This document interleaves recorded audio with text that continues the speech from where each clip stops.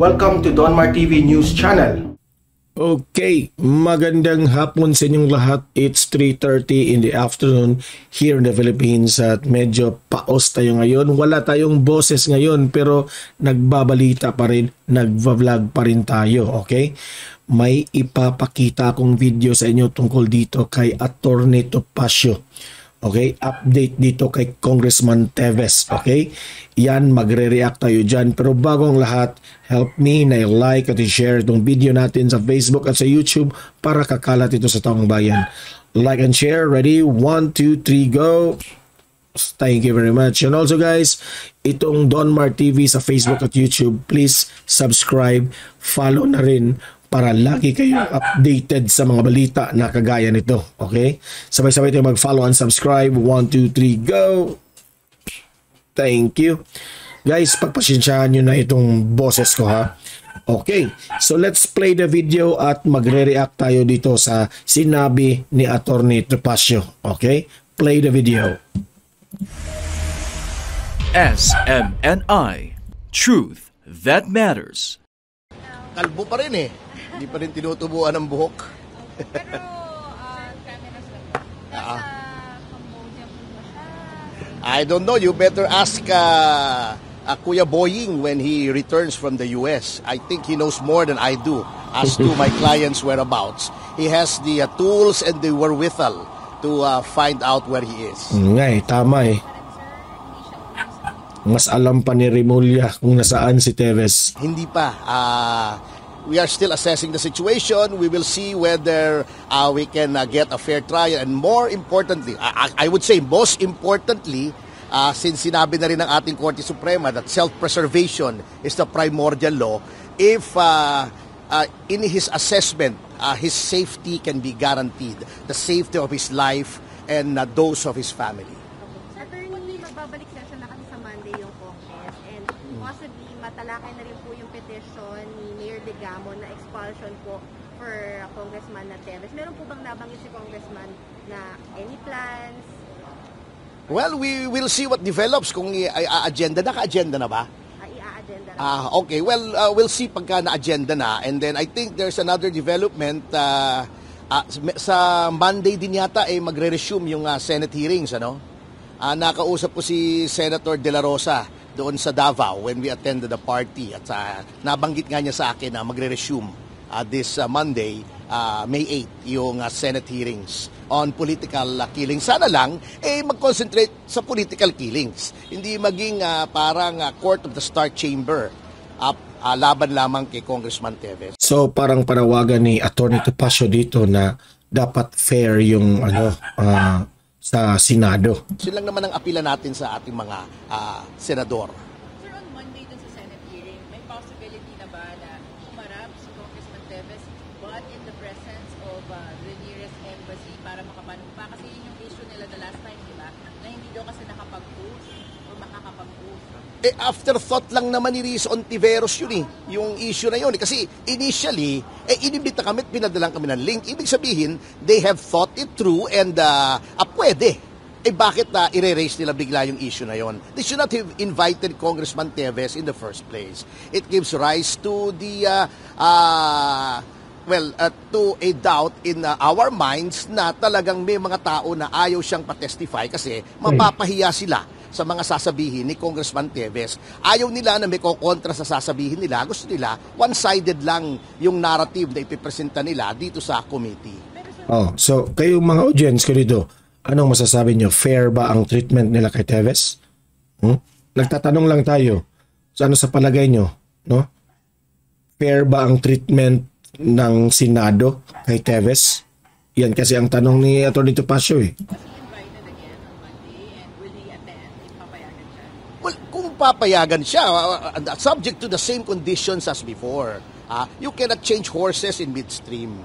Sa akin naman, alam nyo, ang Senate hearing hindi naman strictly bound yan by the rules on evidence. It is a hearing in aid of legislation. Ang purpose niyan is fact-finding, hindi naman to gather evidence. So why be strict about technical rules? Yun lang ang kinakataka ko kay Senator Ontiveros. Magdadalawang buwan na, wala na mamatay si Governor Delgado, pero wala pa rin naman po talagang kaso na ihahain. Exactly. Yun nga Grabe guys, hanggang ngayon wala parang formal na kaso na isinampa dito kay Teves. Remulla, bakit ganyan? Bakit ganito? sinasabi ko, di ba? Barely 2 weeks after the death, sinasabi nila, they have solid evidence, 99.9%. Dapat kasuhan na si Teves para tumatakbo na yung kaso. 9% solved, at Tebes is the mastermind, etc. Pero hanggang ngayon wala pa rin. Kung solid ang evidence, why don't they file it? I-PI na nila, i-file na nila in court, di ba? Anyway, sinabi na naman ni Secretary Remulla na Actually guys, kawawa na yung pamilya ni Digamo, di ba? Naghihintay yan kung kailan isasampa yung formal na kaso.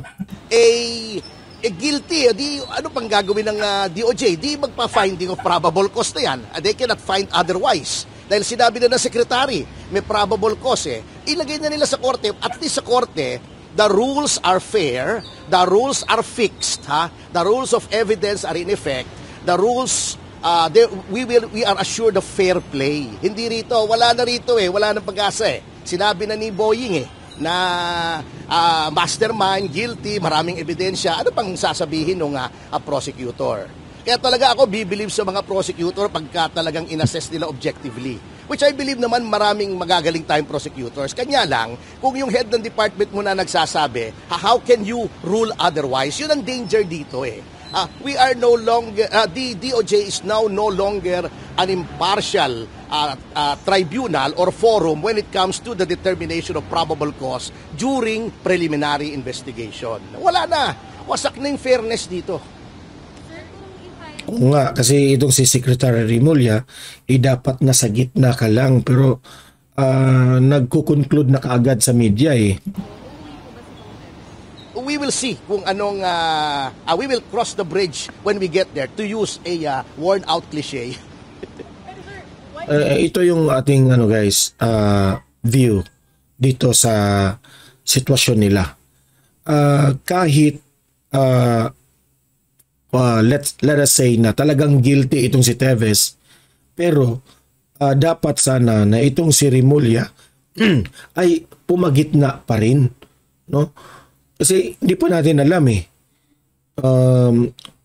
person is still innocent until proven guilty. So hindi ka dapat magbigay ng mga impormasyon sa media na pabor sa panig ng kampo ni sa iba, no? I mean, what I mean is that pumagitna lang si Remulla sana. Hindi na salita ng patapos na mastermind, ganyan, para hindi masisira yung image ng bawat kampo. Para sa akin ito lang from my point of view as a defense lawyer, kung wala kang ebidensya, talagang hindi ka makaka-file kasi baka mapahiya ka lang pagdating sa korte. So, 2 months after natag na si Congressman Teves as the mastermind, as the brains behind the assassination, they are still scrambling for evidence. Wala pa rin. So ito yung tinatanong ko sa inyo mga audience dito. Fair ba ang treatment nila kay Teves? Yan. Otherwise, they would have filed it.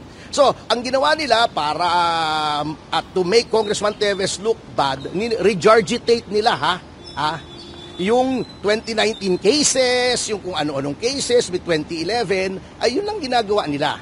But I think, from my point of view, having read the documents, but in 2019, haphazardly done din yung mga ebidensya roon. So they're doing everything to pin Congressman Teves down. Ngayon, meron pang Anti-Terrorism Act.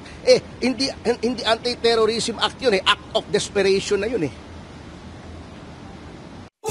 Subscribe to... Okay. So, kayong mga audience ko dito, no? Pabor ba kayo sa mga sinasabi nitong attorney ni Congressman Teves na si Attorney Topacio?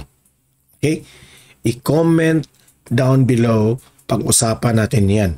Okay? Pabor ba kayo sa mga sinasabi ni Attorney Topacio?